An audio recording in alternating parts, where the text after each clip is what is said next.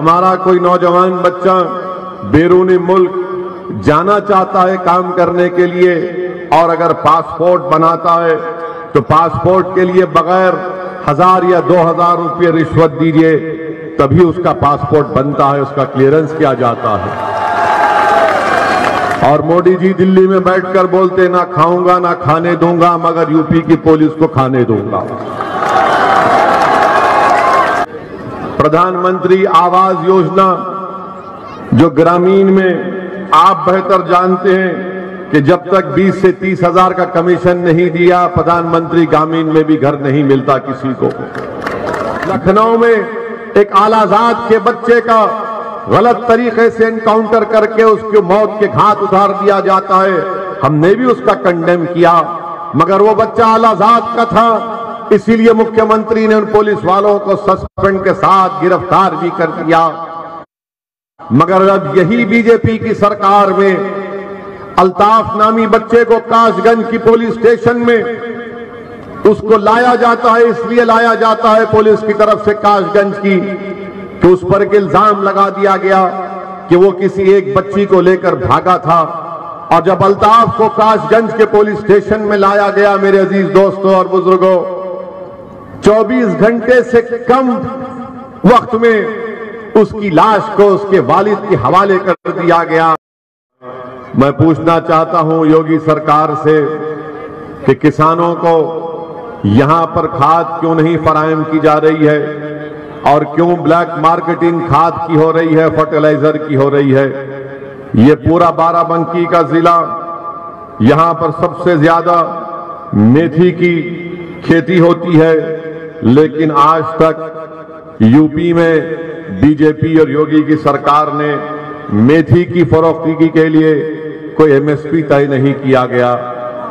मेरे अजीज दोस्तों, मेरे बुजुर्गों, मेरी इज्जतदार मां और बहनों, मेरी आपसे गुजारिश है कि उत्तर प्रदेश में मुसलमानों को अपनी एक सियासी लीडरशिप बनाना जरूरी है, तो यकीनन भारत मजबूत होगा, उत्तर प्रदेश में मजबूती आएगी, फिरका परस्ती में कमी होगी और जो मुसलमानों को उनका हक नहीं दिया जाता हम उन हुकूक को हासिल कर पाएंगे।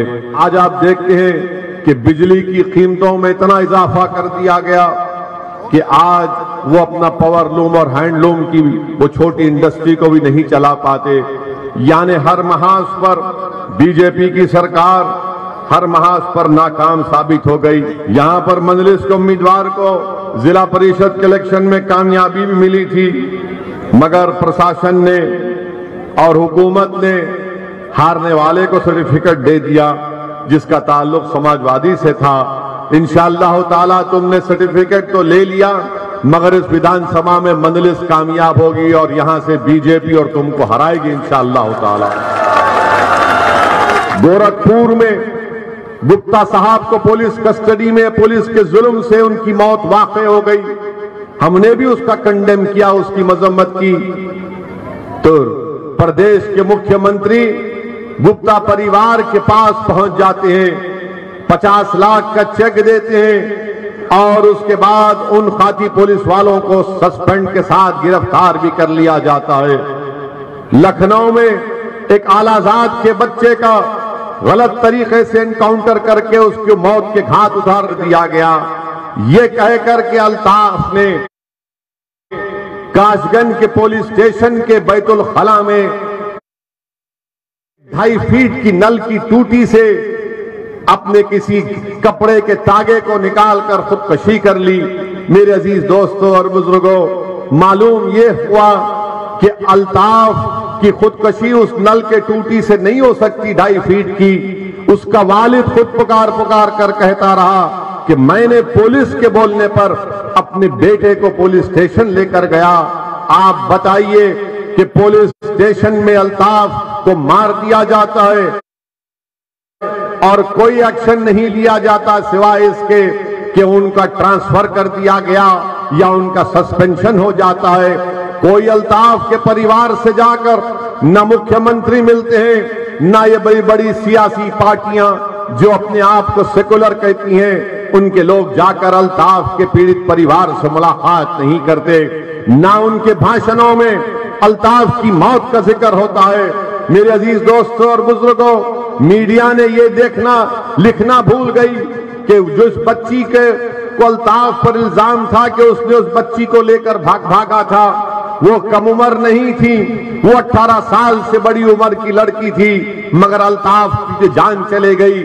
आज एक बाप अपनी औलाद से महरूम हो गया, एक माँ बाप अपने बुढ़ापे का सहारा भूल गए, मगर कोई अल्ताफ की आवाज उठाने के लिए तैयार नहीं है। उन्नाव का फैसल 17 साल का बच्चा जो तरकारी बेचता था, उसको पुलिस स्टेशन में उसकी मौत हो गई, मगर उसके खिलाफ उन पुलिस के अहदेदारों के खिलाफ कोई एक्शन नहीं लिया जाता, ना उनको गिरफ्तार किया जाता है।